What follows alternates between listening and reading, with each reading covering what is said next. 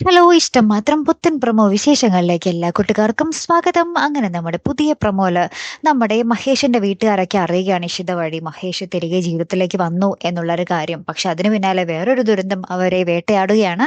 വേറൊന്നുമല്ല, നമ്മുടെ മഹേഷിന്റെ പെങ്ങള് വന്നിട്ട് മഞ്ജിമ വന്നിട്ട് പറയുന്നുണ്ട്, സ്കൂൾ ബസ്സിൽ ചിപ്പിമോൾ ഇല്ലാർന്നു എന്ന് പറയുന്നുണ്ട്. പിന്നെ എല്ലാവരും ചിപ്പിമോളെ കാണാത്തതിന്റെ ആദിയിലായി. ഇഷിതയായാലും രചനയായാലും എല്ലാവരും അങ്ങോട്ടും ഇങ്ങോട്ടും ഓട്ടമായി ഭയങ്കര ബഹളായി. പക്ഷേ ലാസ്റ്റ് നമ്മുടെ രചന നേരെ സുമിതയുടെ അടുത്തേക്കും ആകാശിന്റെ അടുത്തേക്കും ആട്ടോ പോകുന്നത്. അവര് തട്ടിക്കൊണ്ട് പോയിട്ടുണ്ടാകും എന്ന് കരുതിയിട്ട്. അപ്പൊ അവിടെ ചെല്ലുമ്പോൾ അവിടെ നമ്മുടെ രചനയ്ക്ക് വ്യക്തമായിട്ടുള്ള ഒരു ഉത്തരം കിട്ടുന്നില്ല.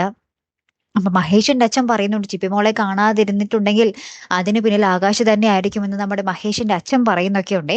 ഏറ്റവും ഒടുവിൽ നമ്മുടെ ആദ്യ മോനും ചിപ്പിമോളും കൂടി ഒരു സ്ഥലത്ത് ഇങ്ങനെ വെയിറ്റ് ചെയ്തിരിക്കുന്ന ഒരു രംഗങ്ങൾ തന്നെയാട്ടോ കൂട്ടുകാരെ നമുക്ക് കാണുവാൻ സാധിക്കുന്നത്. അവരിനി ഹോസ്പിറ്റലിലേക്ക് വരുമായിരിക്കും അല്ലെ. കാത്തിരുന്ന് തന്നെ കാണാട്ടോ. അടുത്തൊരു വീഡിയോയുമായി വരുന്നത് വരയ്ക്കും ഗുഡ് ബൈ.